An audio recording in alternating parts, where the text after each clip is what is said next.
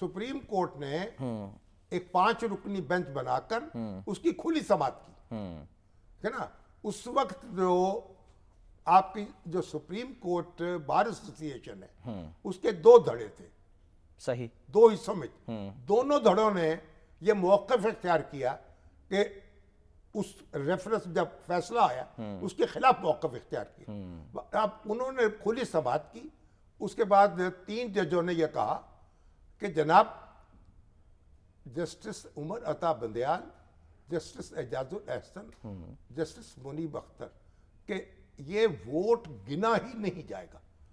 अगर कोई शख्स अपनी पार्टी के मैंडेट के खिलाफ वोट देगा उसे गिना ही नहीं जाएगा।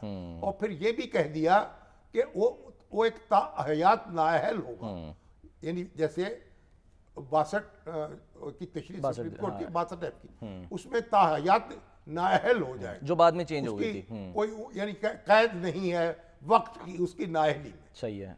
और लेकिन ये मामला पार्लियामेंट तय करे, ये भी कहा गया था। बाकी जो 2 जज थे उन्होंने कहा भाई जो इसके अंदर एक मैकेनिज्म लिखा हुआ है, इसके अंदर जो आईन की दफा है उसमें लिखा गया है वोट देगा, फिर ये होगा, उसके खिलाफ कार्रवाई होगी और उसको नोटिस दिया जाएगा, उसका पार्टी लीडर जो है पार्लियामानी पार्टी का, फिर वो मुतमईन नहीं हो तो स्पीकर को रेफरेंस करेगा, स्पीकर फिर इलेक्शन कमीशन को भेजेगा और इलेक्शन कमीशन फिर उसको हक समाअत देकर उसको बारे में फैसला करेगा और उसको डीसीट कर सकेगा।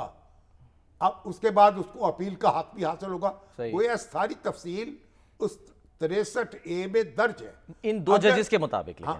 इन 2 जजेस के मुताबिक नहीं, 2 जजेस के मुताबिक नहीं, दस्तूर में लिखा हुआ है। फैसले में भी उन्होंने ये लिखा ना, लिखा वो लिखा हुआ है, उसमें तो 2 जजों का मसला ही नहीं है।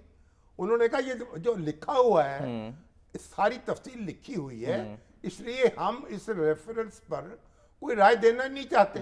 मजीद तशरीह भी नहीं कर सकते। नहीं, ये मजीद तशरीह की जरूरत ही नहीं है, ये तो बिल्कुल ब्लैक एंड व्हाइट में मौजूद है, तो इसमें हमें क्या करना है और हमसे क्यों पूछा जा रहा है? ये तो आप कॉन्स्टिट्यूशन के, और ये सदर ने सवाल में पूछा भी नहीं था। पढ़ लीजिए, जो पढ़ के आपको पता लग जाएगा। तो अब ये बात है, लेकिन उसका नतीजा ये निकला कि इमरान खान साहब के खिलाफ जो तहरीक अदम एतमाद थी उसमें तो उनके किसी मुनहरफ रुकन ने उनके खिलाफ वोट नहीं दिया। सही। अच्छा, जो उनके कोलिशन पार्टनर थे वो मुख्तलिफ सियासी जमातें वही बागी हो गई, उनसे वो मुनहरफ हो गई, उन्होंने तहरीक अदम एतमाद जो है उसके हक में वोट दिए। और MQM भी थी, हमारे मैंगल साहब भी थे और दूसरे जो भी थे, सब लोगों ने मिलकर और चलता कर दिया उनको। सही है। अब वहाँ जो मुनहरिफ अरकान है वो तो अपने आराम से बैठ गए जाके अपोजिशन, एग्जैक्टली वोट ही नहीं डाला। लेकिन पंजाब में जो हमजा शहबाज की हुकूमत कायम हुई थी उसमें जो मुनहरिफ अरकान थे PTI के, उन्होंने उनको वोट दिया था, उस वजह से वो उनको एतमाद का वोट मिल सका था। और जब ये फैसला आया और रेफरेंस पर ये राय आई तो उसके बाद उन्होंने कहा जी कि अब ये जो वो अरकान है उनके वोट गिने ही नहीं जाएंगे। उसके नतीजे में उनकी हुकूमत खत्म हो गई और खान साहब को बराह रास्त इसका फायदा नहीं पहुंचा।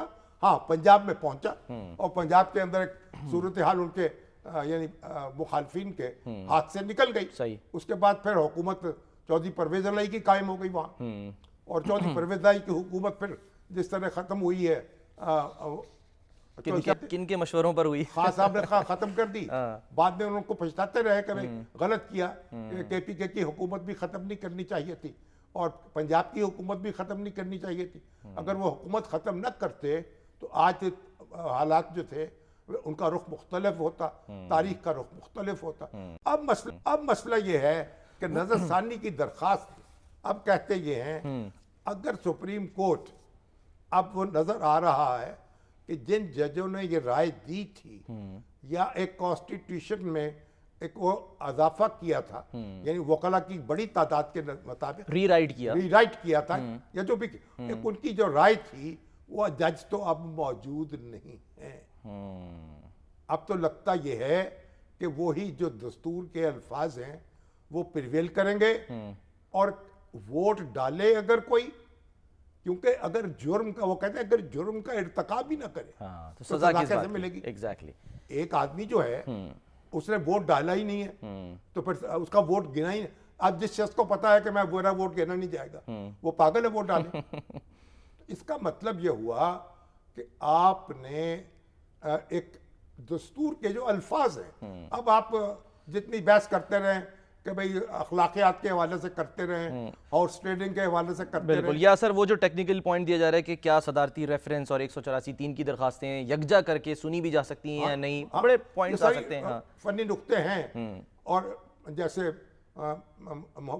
وکلا جو ہیں اور جو فقیہ ہوتے ہیں وہ آپس میں یہ نقطوں پہ بحث کرتے رہتے ہیں. ابھی بھی آج دیکھ لیے منیب اختر یا شاہ صاحب جو ہیں وہ بھی فنی نقطے اٹھا رہے ہیں نا ہاں جی کہ بھئی آپ دیکھیے کہ یہ بینچ جو ہے اس کی تشکیل درست نہیں ہے، کیونکہ اس کو درست اس کی تشکیل کرنے والی کمیٹی درست نہیں ہے. بالکل. تو یہ قانون جو ہے اس کے جو نقطے جو ہے نا فنی، انہی سے فیصلے ہوتے ہیں، انہی سے معاملات الجھتے ہیں اور انہی سے سلجھتے ہیں. تو اب یہ لگ رہا ہے کہ یہ جو